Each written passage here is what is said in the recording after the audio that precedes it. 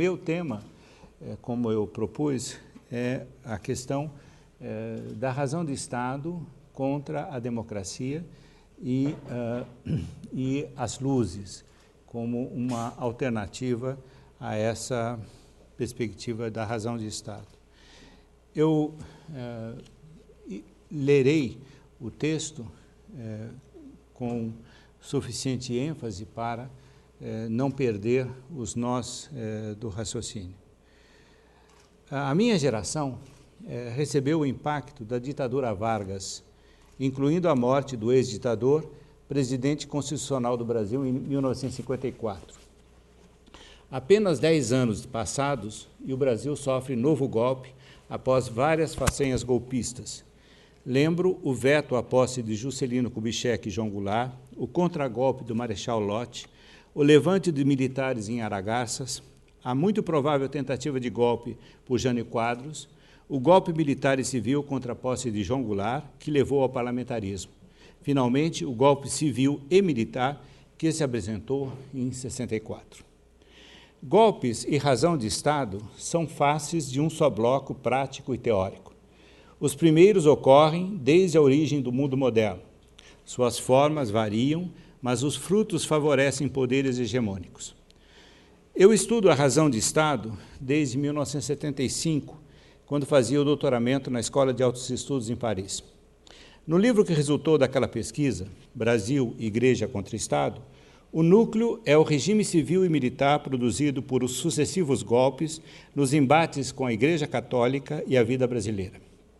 Os atos institucionais, do ato número 1 ao 5, foram golpes de Estado sob a égide de setores que incluem as finanças, a indústria, corporações jurídicas, oligarquias regionais e, last but not least, a CNBB, que apoiou a ditadura também nos passos seguintes, inclusive no AI-5. A Marcha da Família com Deus pela Liberdade, a Cruzada do Rosário e outros movimentos de massa somados aos documentos oficiais da CNBB deram suporte aos golpistas. Analisei no livro a soberania sobre corpos e mentes que define o Estado moderno, os seus 3 monopólios essenciais, da norma jurídica, da força física, dos impostos. Os trabalhos que publiquei buscam entender as forças que justificam o Estado em suas diversas faces. Assim foi com o conservadorismo romântico, onde estudo as bases da lógica totalitária e outros.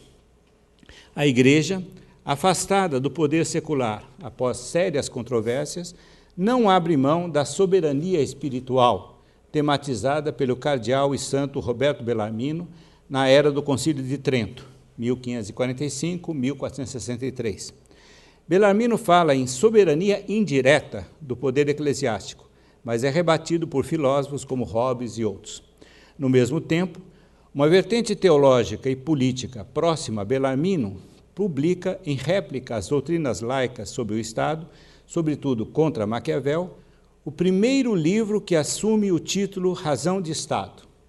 A razão de Estado, portanto, nasce na Igreja para depois se voltar contra ela em defesa do poder laico. Esse é um primeiro ponto que normalmente é negligenciado pelos analistas da razão de Estado.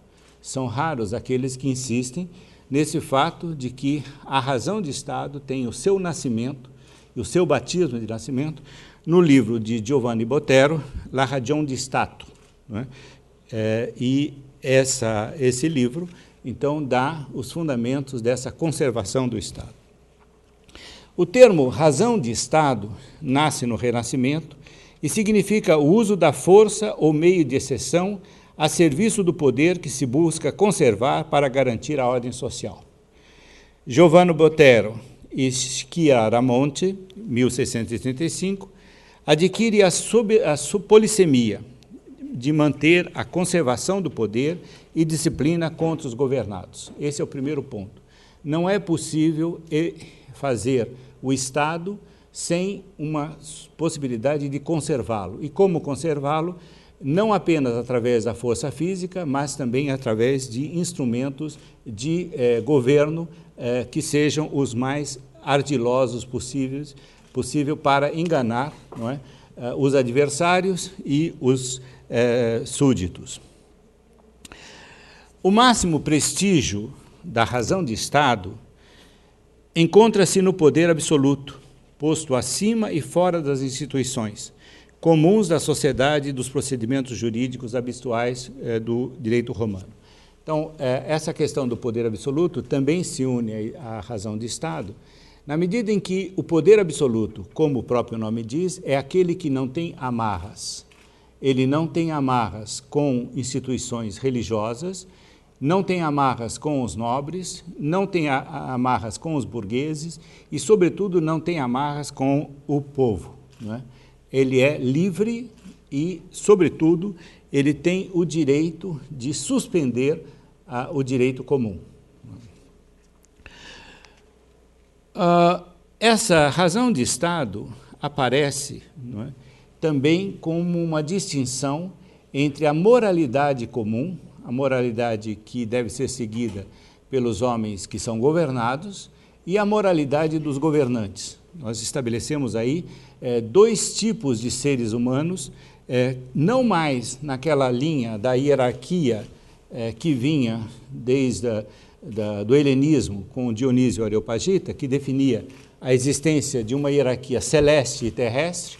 Os seres mais próximos de Deus seriam superiores aos outros, mas uma hierarquia dúplice. De um lado, quem tem responsabilidade pela coisa pública, de outro, os que são administrados. Donde o outro aspecto importante da razão de Estado é que o governante não tem que prestar contas a ninguém.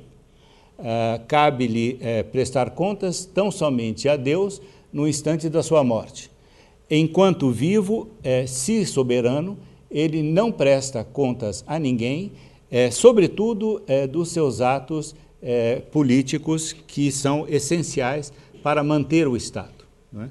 Então, a partir desse absolutismo, você tem também a ideia de que o poder tem que ser necessariamente secreto. Ele não é transparente, ele não presta contas a ninguém e, sobretudo, ele tem o direito de suspender os direitos dos governados. Outro elemento que aparece e que é bastante contraditório nesse momento, como eu disse, a razão de Estado aparece dentro da Igreja para segurar no rebanho católico aqueles reinos e aqueles estados que estavam surgindo contra ela, né?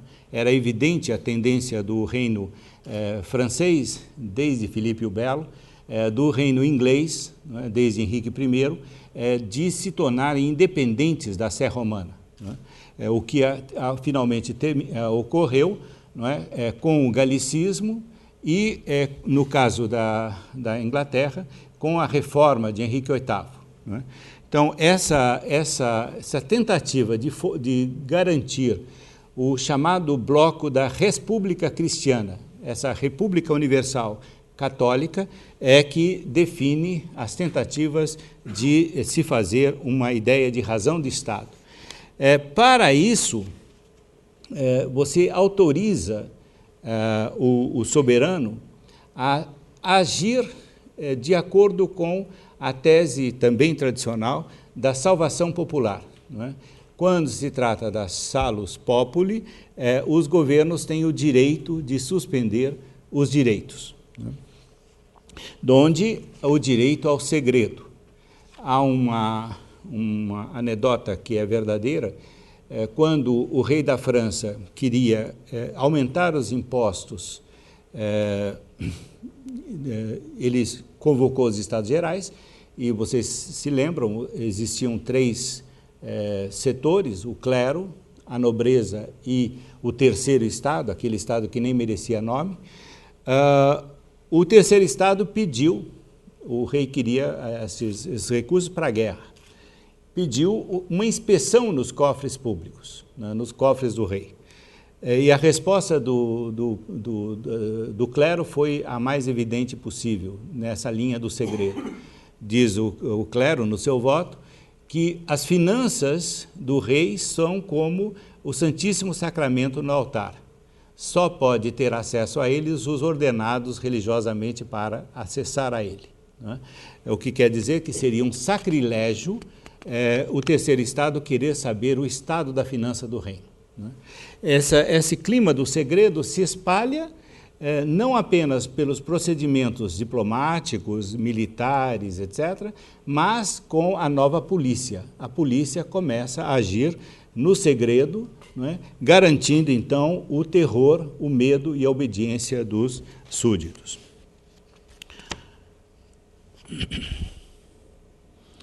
Ora, o que acontece nas três grandes revoluções democráticas do mundo moderno que antecederam o movimento, que antecederam, de certo modo, e também sucederam as luzes francesas, né?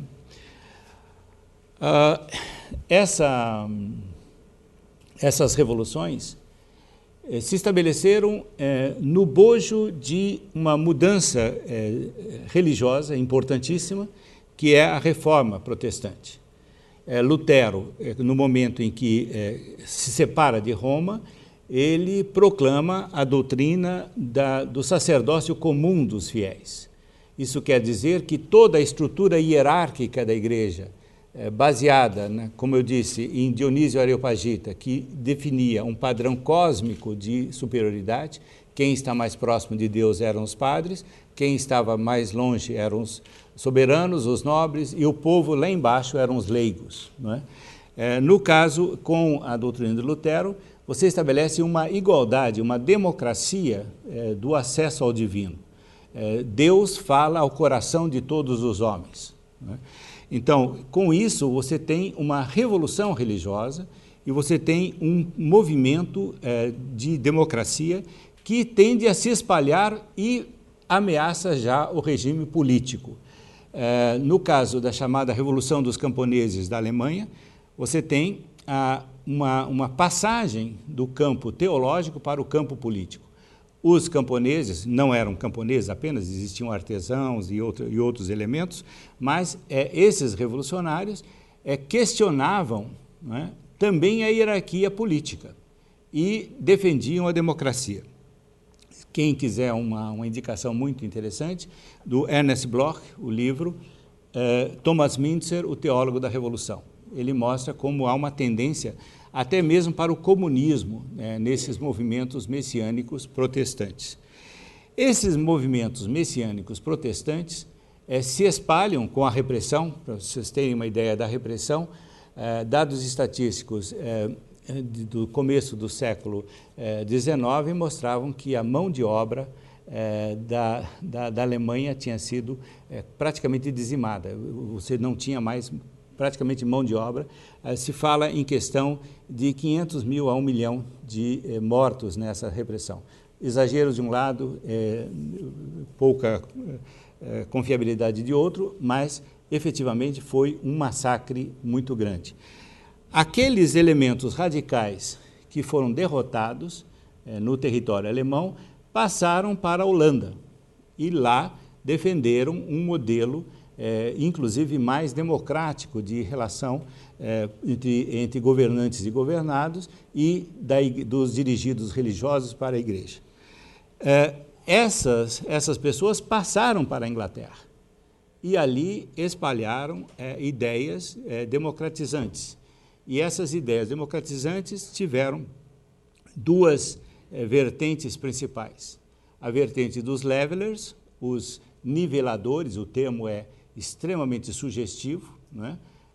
Os niveladores, que nós poderíamos chamar hoje dos liberais, não é? Que queriam o fim da desigualdade nos cargos públicos, o fim da desigualdade no Estado e na Igreja. E você tinha os mais radicais, que eram herdeiros dessa tradição que veio de Thomas Müntzer e de outros, que eram os diggers, os cavadores, né? Aqueles que questionavam a estrutura inteira da sociedade, questionavam o casamento, questionavam a propriedade privada e tudo mais. Nessa revolução, chamada Revolução Puritana, você tem, finalmente, não é, a destituição de Carlos I, um golpe de Estado, o rei é morto e você institui instituições democráticas em todos os planos. Por exemplo, no caso do Exército. No caso do Exército, em vez da antiga hierarquia, no sistema antigo, os cargos de oficiais da Força Armada eram dados aos nobres. E os nobres utilizavam longas cabeleireiras, né, que eram as suas perucas, né, distinguindo-se dos soldados comuns. O novo exército, o New Model Army, propõe, então, o fim dessas cabeleireiras, propõe o corte de cabelo redondo, né, as cabeças redondas, e o modo de eleição que definia a escolha dos oficiais. Então, vejam a mudança radical na estrutura de prática de provimento de cargos. Todo esse sistema de mudança na escolha dos dirigentes tem uma inspiração muito forte na filosofia grega e na prática da democracia grega. Um dos elementos fundamentais que está presente nessa prática, que foi retirada do pensamento grego e da prática grega, é a doquimasia. Né? Na Assembleia de Atenas, qualquer candidato a qualquer cargo de Estado, nas armas ou na administração da cidade, tinha que passar por um exame antes da entrada no cargo. Ele tinha que mostrar competência, prudência, capacidade e tudo mais para exercer o cargo. No final do cargo, ele também tinha que prestar esse exame para dar conta do que ele tinha feito com os recursos humanos e financeiros da sua empreitada, da sua missão. E, em determinados momentos, se colocou esse exame no meio do cargo, do exercício do cargo. Né? Essa ideia que está no núcleo da democracia inglesa e depois da democracia norte-americana e da democracia francesa, a ideia da responsabilização dos homens públicos pelo exame dos governados. Aquilo que nós conhecemos como accountability. Né?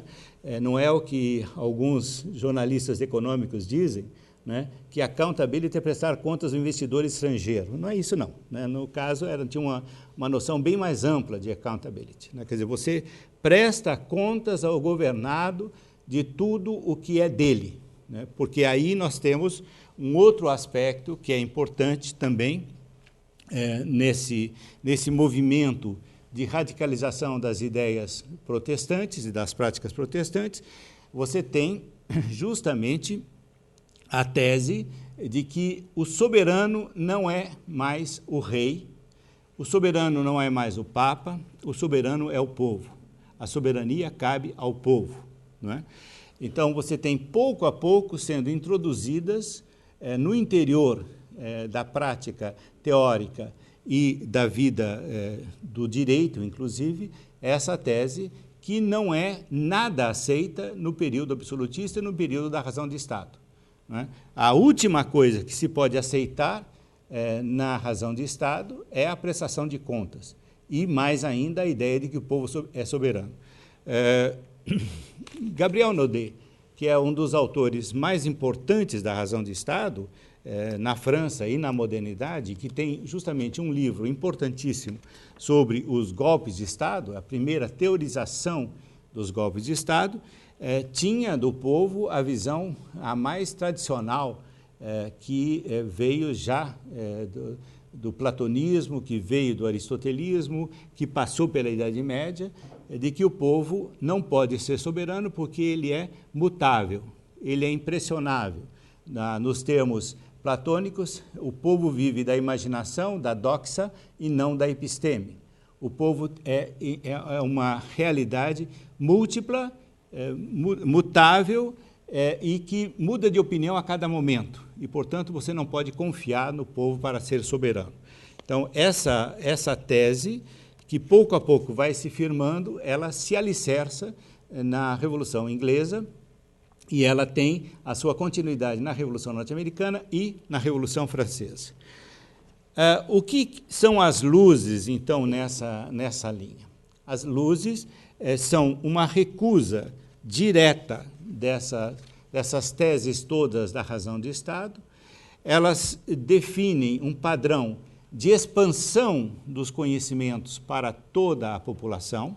Esse é o primeiro ponto que me parece fundamental, né? Se o povo tem que ser soberano, ele tem que ser soberano com conhecimento de causa. Ele precisa saber. O espalhamento dos saberes é fundamental nessa linha. Se os senhores consultarem, por exemplo, Condorcet, ele, num tratado imenso sobre as eleições, ele justamente defende, não é, que as eleições sejam feitas a partir de um conhecimento por parte do eleitor do cálculo de probabilidades, né? Se você não tem o domínio do cálculo de probabilidades, o que você pode fazer? Você escolhe segundo um cálculo de probabilidades selvagem, coisa que até hoje nós fazemos aqui na nossa terra, né? Se o fulano me der, não é, uma camisa para o meu time de futebol, eu voto nele, é uma probabilidade, né? Se ele trouxer verbas para a minha cidade, é um cálculo muito mais sofisticado, muito mais complexo, eu voto nele, etc. Então, você tem esse exercício selvagem do cálculo de probabilidades, e o que Condorcet defendia é que o povo fosse, isso que os inimigos das luzes dizem que é a utopia pedagógica das luzes, né? Que o povo soubesse, né, manusear os instrumentos do voto com os elementos matemáticos necessários, né? Então, o primeiro ponto das luzes é espalhar o saber, não é? Fazer com que o soberano tenha condição de exercitar a sua soberania.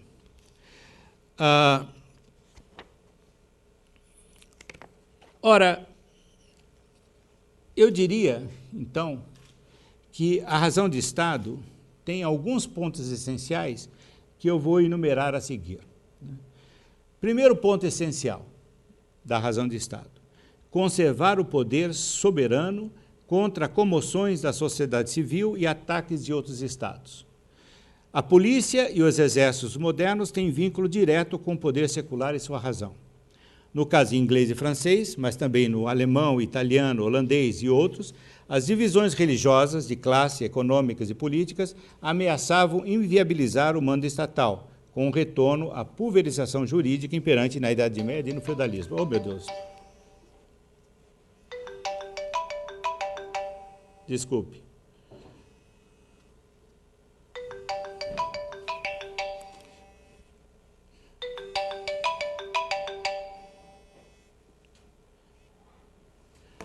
Bom, essa justificativa da razão de Estado, a guerra religiosa, as lutas entre os nobres, etc., essa justificativa entra na receita da razão de Estado.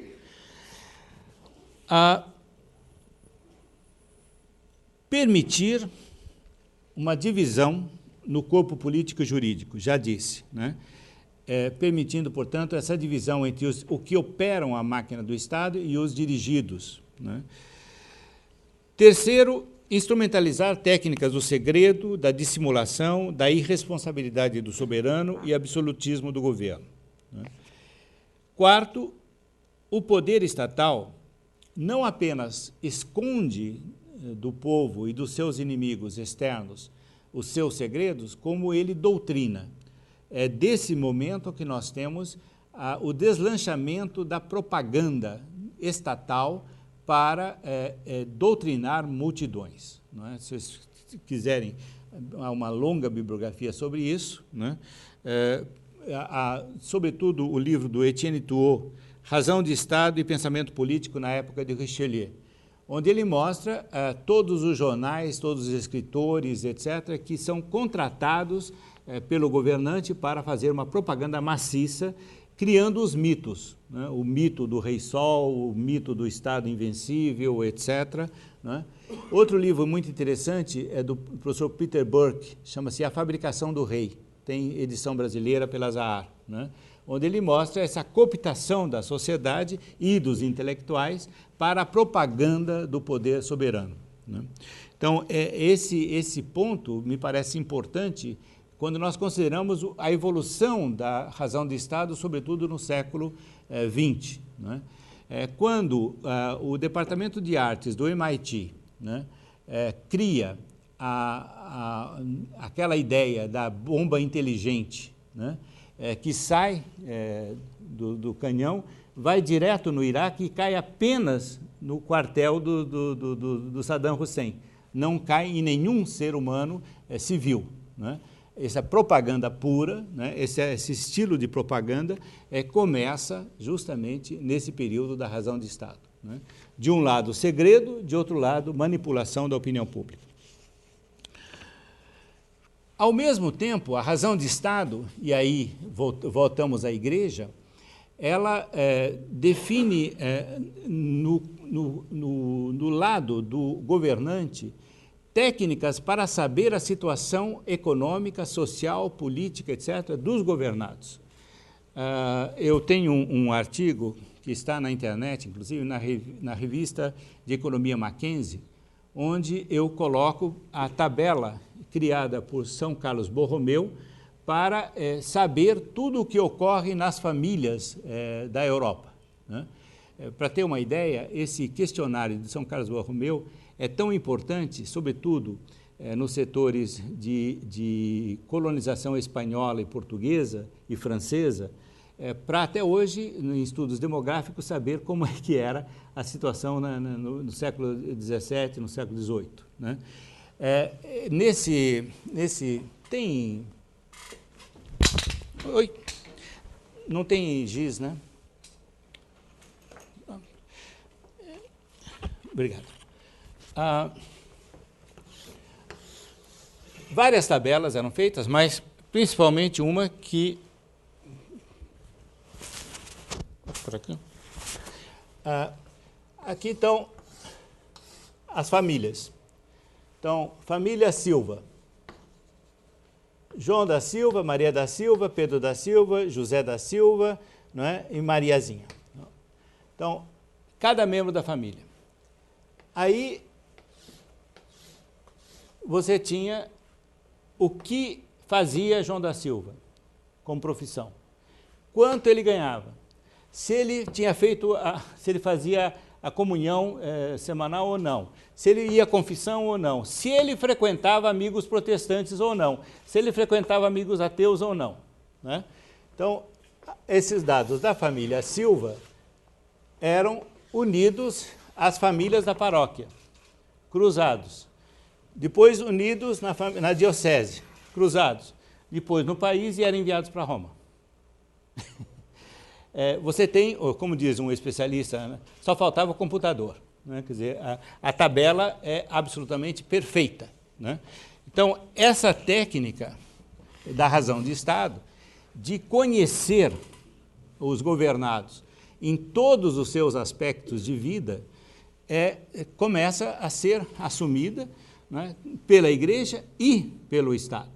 Então, você tem os gabinetes de estatística, você tem as pesquisas documentais, você tem todo um trabalho para definir o conhecimento do território, as capacidades de riqueza do território, os ricos e os pobres desse território, e, em última instância, de onde você ia tirar dinheiros para o imposto.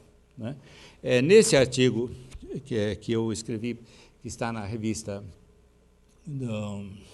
de Economia Mackenzie, está na internet, tem essa tabela, e aí fica muito claro que o problema era de dominar, né, de maneira perfeita o corpo social. Né? Então, essas tabelas, esse procedimento está no chamado Livro do Estado de Almas.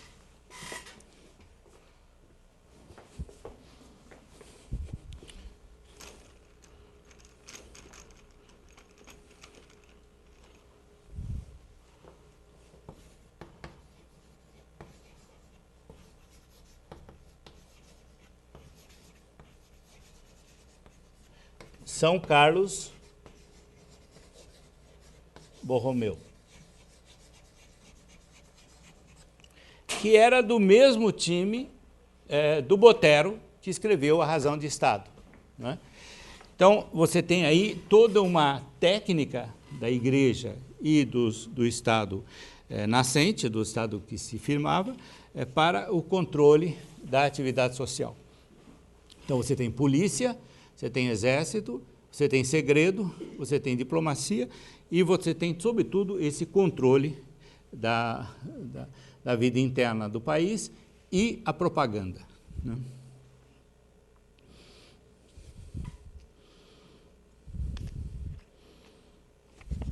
Ora, é nesse registro que nós temos o surgimento da moderna doutrina e da moderna prática do golpe de Estado. O golpe de Estado, melhor sucedido, não é aquele que é aparatoso. Nós, aqui na América do Sul, nós temos esse costume de unir golpe de Estado com quartelada de gorila, né? Esses militares que invadem os palácios, depõem o presidente, matam o presidente, como foi o caso do Allende, etc. Nós estamos acostumados a isso. Não. Esses golpes de Estado, na teoria clássica do golpe de Estado, seriam os menos bem-sucedidos, aqueles que não deram certo. O bom golpe de Estado é aquele que ocorre no segredo, isto é, aquele que modifica procedimentos de governança, que modifica leis, que deturpa leis em detrimento dos governados e passa desapercebido para esses governados, né? Esses são os bons golpes de Estado, né? Quando você pensa que está obedecendo determinada Constituição e, na verdade, essa Constituição já foi modificada por interesses hegemônicos da sociedade ou do Estado, né? Donde o segredo é um elemento fundamental do verdadeiro golpe de Estado, né? Ora,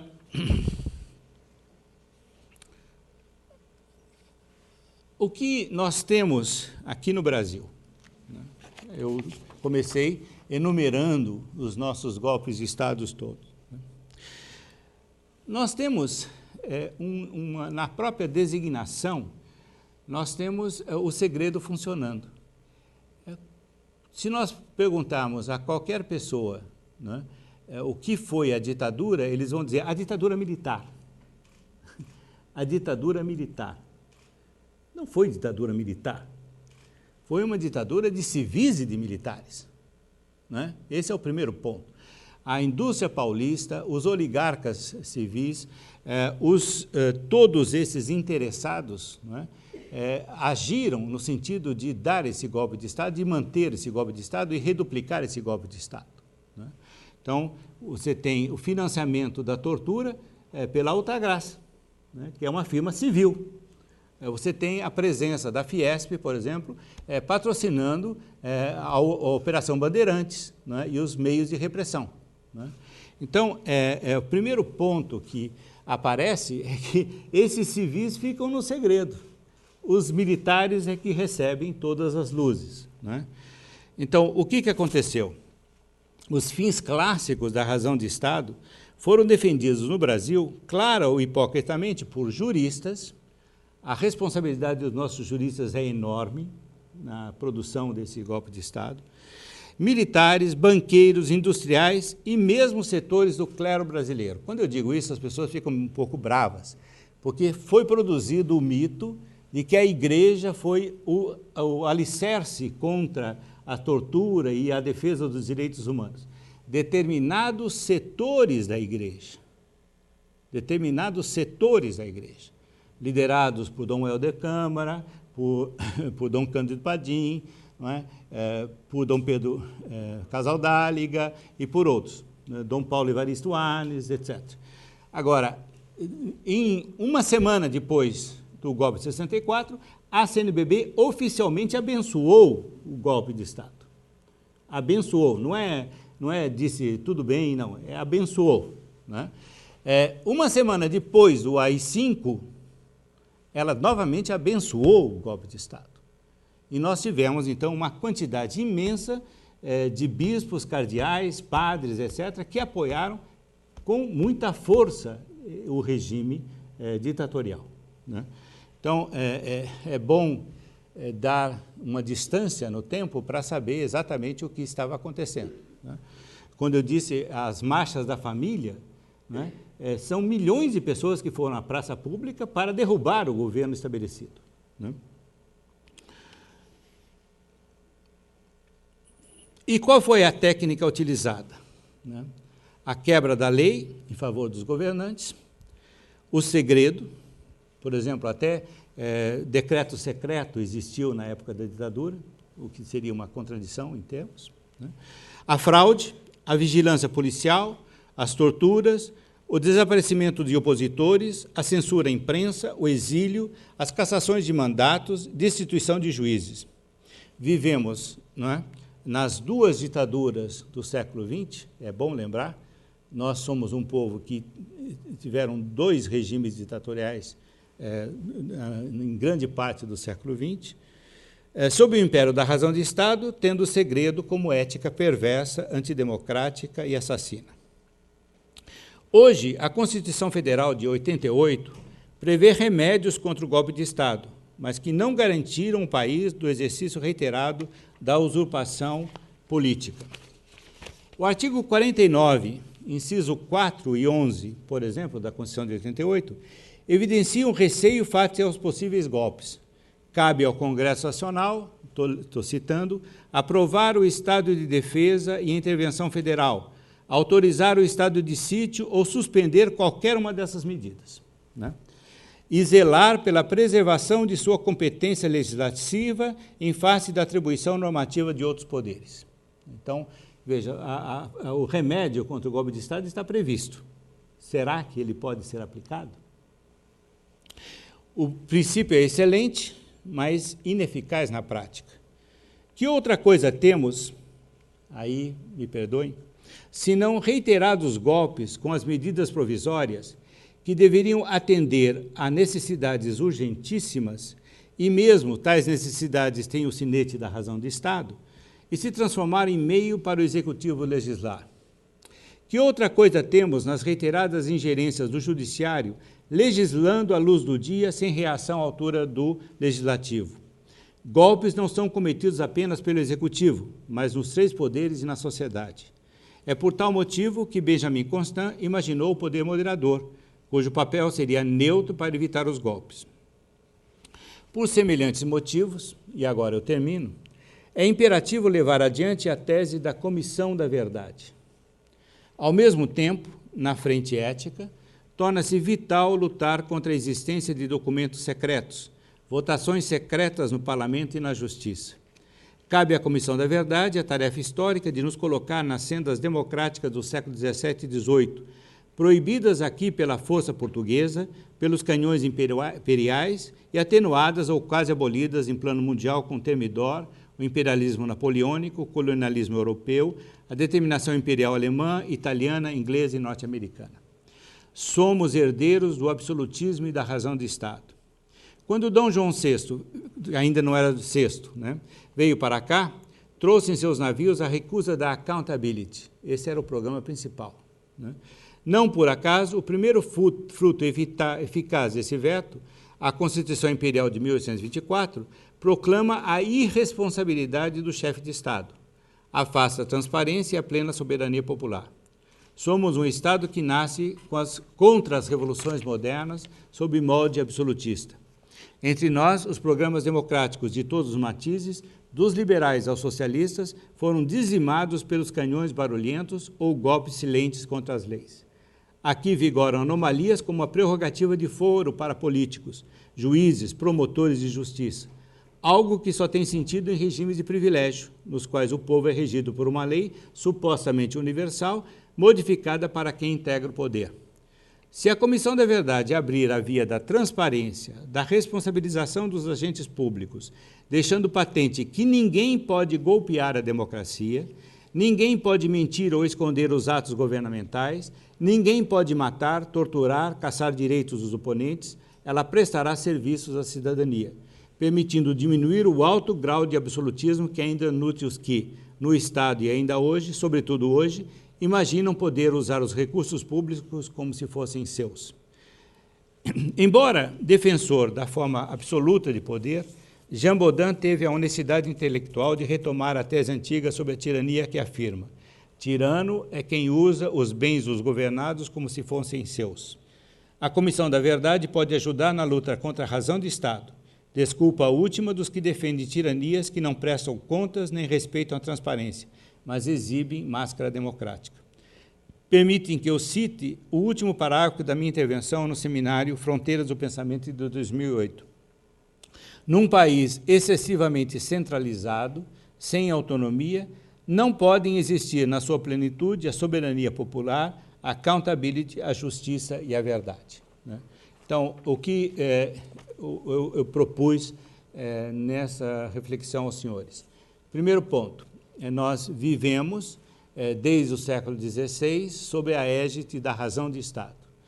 Nessa razão de Estado, nós temos a separação entre governados e governantes, aquilo que Guicciardini chama a praça e o palácio. O Norberto Bobbio tem uma boa reflexão sobre esse ponto. Não é? Quando você está na praça, você desconfia do palácio. Quando você está no palácio, você diz que a praça é lugar da demagogia.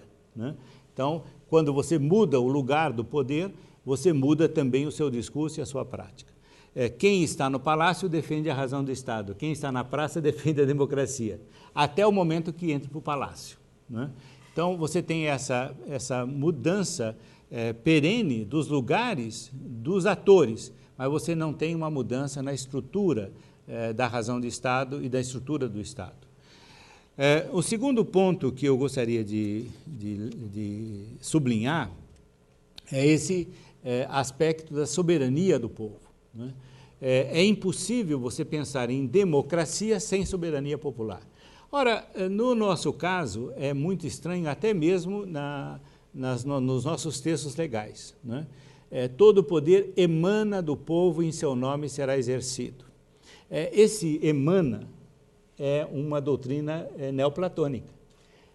No neoplatonismo, você tem Deus onipotente, fonte absoluta de luz, do qual emanam luzes para baixo. Quanto mais abaixo de Deus, menos poderoso é o indivíduo. Então, vocês vejam a inversão. Né? Você diz que o povo está no lugar de Deus, mas, na verdade, ele é o último lugar da soberania e do poder. Né? Ele é, digamos, aquela instância que não conta para nada. A razão de Estado está presente nos lugares mais vagabundos possíveis. Me perdoem o tom, aqueles que estão em casa, né? Mas a razão de Estado está presente em toda a prefeitura triste do interior de São Paulo ou do Brasil, onde você entra e tem um cartaz desse tamanho assim, né? Desrespeito ao funcionário público, tantos anos de cadeia. Mas não tem ao lado, né, desrespeito ao cidadão, tantos anos de cadeia. Isso é a estrutura que os teóricos da razão de Estado chamam essa separação, não é, do governante e do governado que reside nessa estrutura do Estado moderno. O terceiro ponto, democracia sem soberania popular é apenas nome. Né? Então, você tem toda uma série de propostas supostamente democráticas, mas que não passam pelo exercício da obediência ao poder popular. Né? Como consequência disso, você tem a propaganda sem limites, o uso do segredo e esse lugar privilegiado dos agentes do Estado no sistema do poder. Né? Uma coisa que, para mim, escandaliza, né, como professor de ética, como pessoa que se dedica ao estudo da democracia, é que nós aceitemos o privilégio de foro, ou o foro, a prerrogativa de foro, né? Inclusive na instância do STF, quando ele aceita esse tipo de coisa. Né? Porque é dizer que na República existem dois tipos de cidadão. Aquele que se submete ao juiz natural, de primeira instância, e aquele, como dizia um deputado, não vou dizer a sua filiação política, que dizia que ele jamais se submeteria a um juizinho de segunda instância, de primeira instância. Né? Então, esse é um ponto sério na nossa democracia. Enquanto existir foro privilegiado e prerrogativa de foro, não apenas para políticos, mas também para juízes, mas também para promotores, né? Você não tem efetivamente a democracia. Um dos elementos fundamentais da Revolução Inglesa e da Revolução Francesa foi justamente, nessa linha da accountability, a perda do mandato e do cargo por aqueles que desrespeitam a soberania popular, né? Então, esse é um ponto que me parece importante recuperar. E as luzes por quê, né? Porque, efetivamente, essa receita das luzes, que os conservadores, os reacionários de todo tipo chamam de utópica, de espalhar os saberes, de espalhar pelo povo as luzes, justamente, né? Essa receita tem sido desrespeitada de propósito, né? Você faz tudo para que, efetivamente, não haja essa expansão dos saberes pelo soberano popular, né? Então, você tem verdadeiros planos que são boicotes da educação, aparentemente sob a expansão da educação, né? Finalizando, essa questão do trato, não é, da República com os que mantêm a República, né? Veja, se você tem o monopólio da força física, se você tem o monopólio da norma jurídica e se você tem o monopólio dos impostos, isto deve ser feito em nome do soberano e deve reverter ao soberano, né? Se você tem uma interceptação desses recursos e desses monopólios, evidentemente você não tem democracia, você não tem república. Aí nós vemos a triste realidade brasileira, né? Qualquer cidadão que é preso e que não for importante e que não tiver quem indica atrás, sabe o que ele sofre na delegacia de polícia na mão dos policiais, né? Há um desrespeito generalizado pela cidadania, sobretudo dos 3 P's, né? Pobre, preto e etc., né? Então, essa é uma face hedionda da sociedade brasileira. Eu deixei de lado um aspecto que é fundamental para entender a razão do Estado, que é a prática do favor generalizada que é praticada no período absolutista e na razão do Estado, né? Como é que você consegue a obediência de determinado grupo de nobres? Comprando esses nobres, dando-lhe privilégios, dando-lhe recursos, subsídios, etc. Como é que você consegue o apoio do clero? Exatamente do mesmo modo. Como é que você sobe na vida numa sociedade desse tipo? Através da prática do favor, né? Quem indica, quem arruma um emprego, etc. Isso tudo é muito comum aqui no Brasil, né?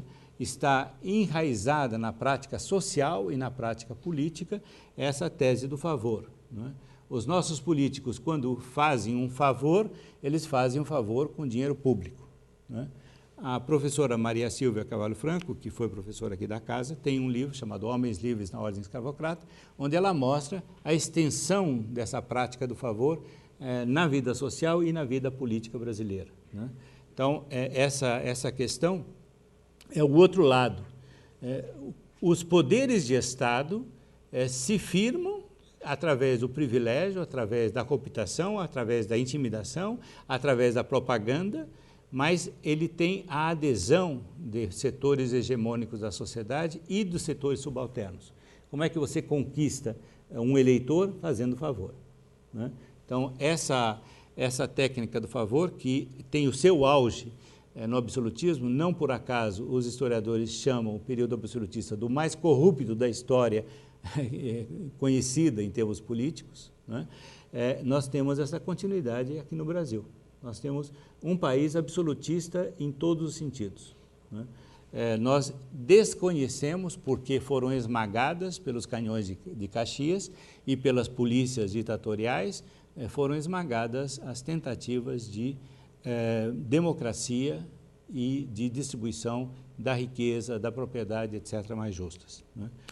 Esses golpes de Estado todos aparecem nessa tentativa de garantir o poder dos poderosos, né? Então, é o que eu tinha a dizer.